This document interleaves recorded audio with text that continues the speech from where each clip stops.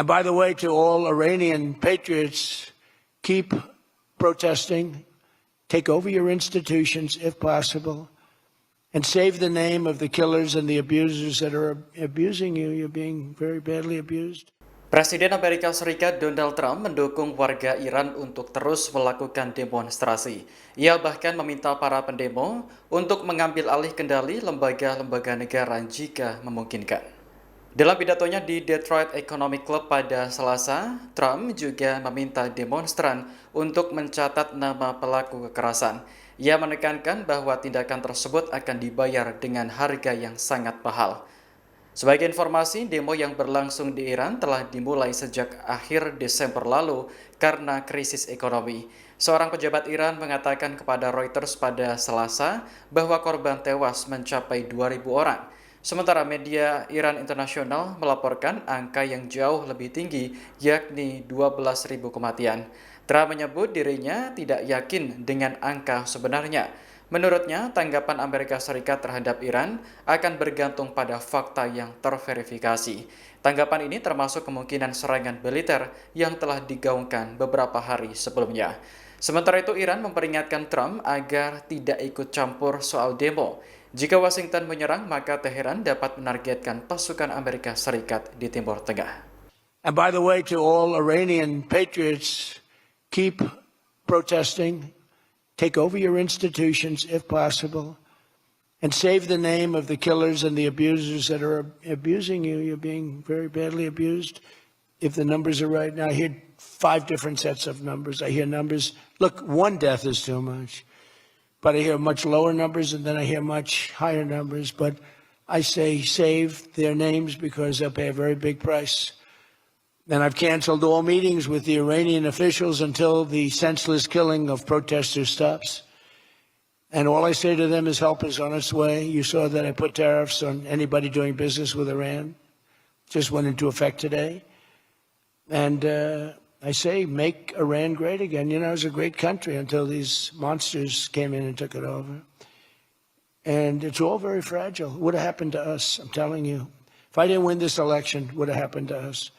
In the coming weeks, I will be laying out even more plans to help bring back affordability. And again, remember, that's a fake word by Democrats. Prices were too high. They caused the high price. They never want to talk about affordability. They always go, this is an election about affordability.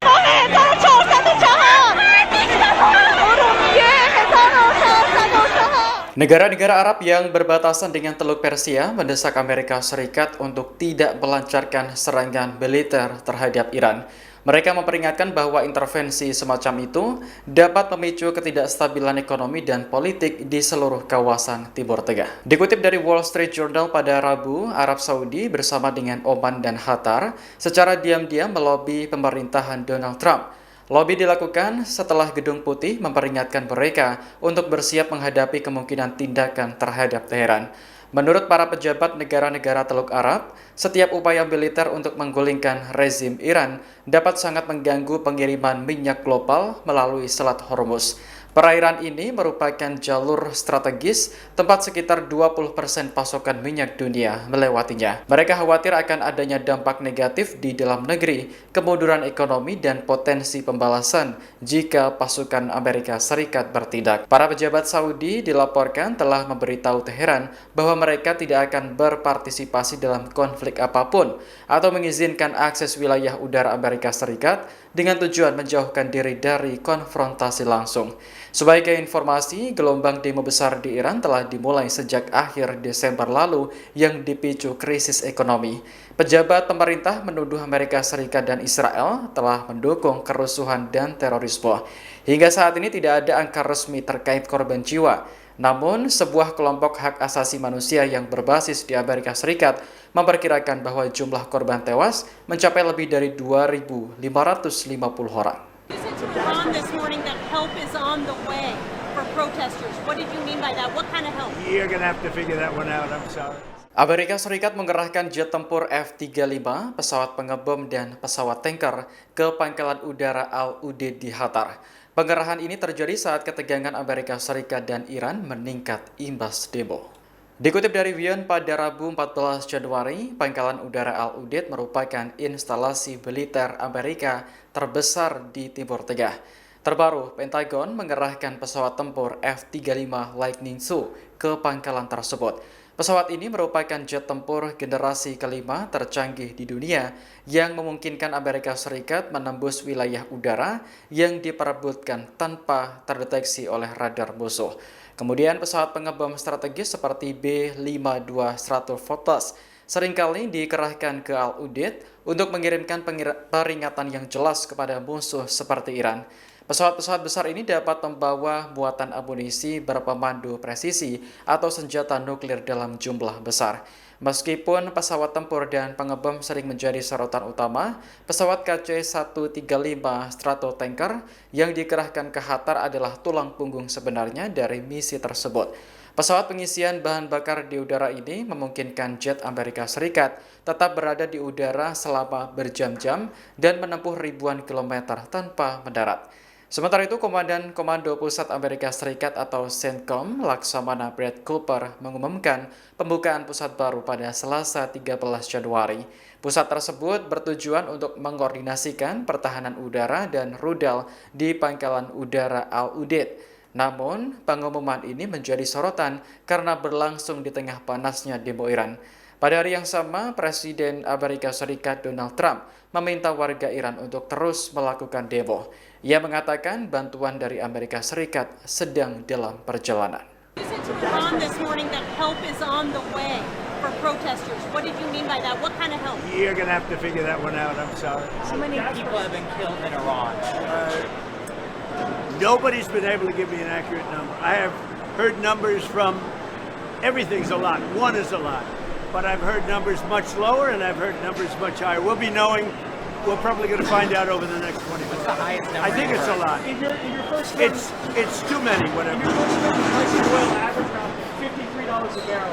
Is that the target for you for this term? I'd love to see that, yeah. I mean, we're at 68, we're at 58 now.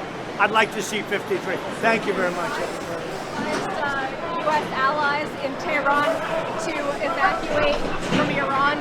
I would say it's a good idea if U.S. people evacuated, yeah. U.S. allies. I would say they could, it's not a bad idea if they got out. Have you asked them to? I think they should get out.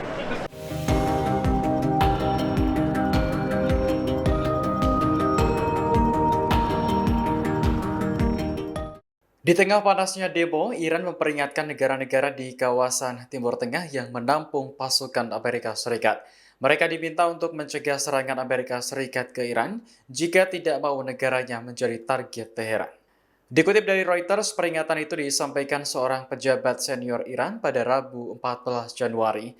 Pejabat yang tidak disebutkan namanya itu mengatakan bahwa kontak langsung antara Menteri Luar Negeri Iran Abbas Araghchi dan utusan khusus Amerika Serikat Steve Witkoff telah ditangguhkan.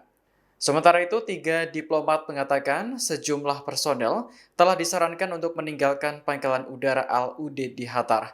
Pangkalan ini merupakan instalasi militer terbesar Amerika Serikat di Timur Tengah yang menampung sekitar 10.000 personel. Dilaporkan WION pada Rabu 14 Januari, Amerika Serikat mulai mengerahkan jet tempur F-35, pesawat pengebom hingga pesawat tanker ke pangkalan tersebut. Selain di Qatar, Amerika juga memiliki banyak pangkalan militer di Timur Tengah seperti Bahrain. Menyusul peringatan Iran, negara-negara Arab di kawasan Teluk Persia disebut sudah melobi Amerika Serikat agar tidak menyerang Iran. Serangan itu dikhawatirkan dapat memicu ketidakstabilan ekonomi dan politik di seluruh kawasan. Para pejabat Arab Saudi, Oman, dan Qatar menilai serangan Amerika Serikat ke Iran akan sangat mengganggu pengiriman minyak global melalui Selat Hormuz. Perairan ini merupakan jalur strategis tempat sekitar 20% pasokan minyak dunia melewatinya.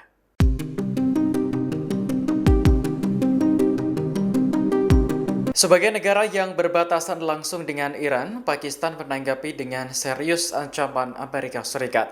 Pada Rabu 14 Januari, sejumlah petinggi militer menggelar rapat darurat untuk membahas situasi tersebut dan menilai pilihan yang tersedia. Dikutip dari News 18, rapat dihadiri Kepala Staf Angkatan Darat Pakistan, Asif Munir. Kemudian Penasihat Keamanan Nasional Jenderal Asif Malik, Komandan Angkatan Darat Selatan, Letnan Jenderal Rahat Nasim, dan perwira senior lainnya. Sumber-sumber mengatakan bahwa kekhawatiran utama, yakni Amerika Serikat, dapat berupaya mengakses wilayah udara atau pangkalan militer Pakistan jika terjadi serangan ke Iran. Permintaan seperti itu dapat menempatkan Pakistan dalam posisi sulit. Menolak permintaan tersebut berisiko membuat Trump marah dan membahayakan peningkatan hubungan bilateral. Sumber-sumber mengatakan Munir mengarahkan para komandan senior untuk tetap siaga tinggi dan memantau perkembangan dengan cermat. Selain itu, ia juga menugaskan Jenderal Malik untuk memperkuat kontak diplomatik dan keamanan dengan rekan-rekan di Iran, Turki, Qatar, Uni Emirat Arab, dan Arab Saudi. Tujuannya untuk menilai situasi yang berkembang dan menjajaki jalan untuk meredakan ketegangan. Laporan tersebut selanjutnya menyatakan bahwa penilaian intelijen menunjukkan Pakistan telah bergabung dengan Arab Saudi, Qatar, dan Turki. Mereka menyampaikan kepada pemerintahan Donald Trump bahwa serangan terhadap Iran dapat mendestabilisasi seluruh kawasan. Download Tribun X sekarang, menghadirkan lokal menjadi Indonesia.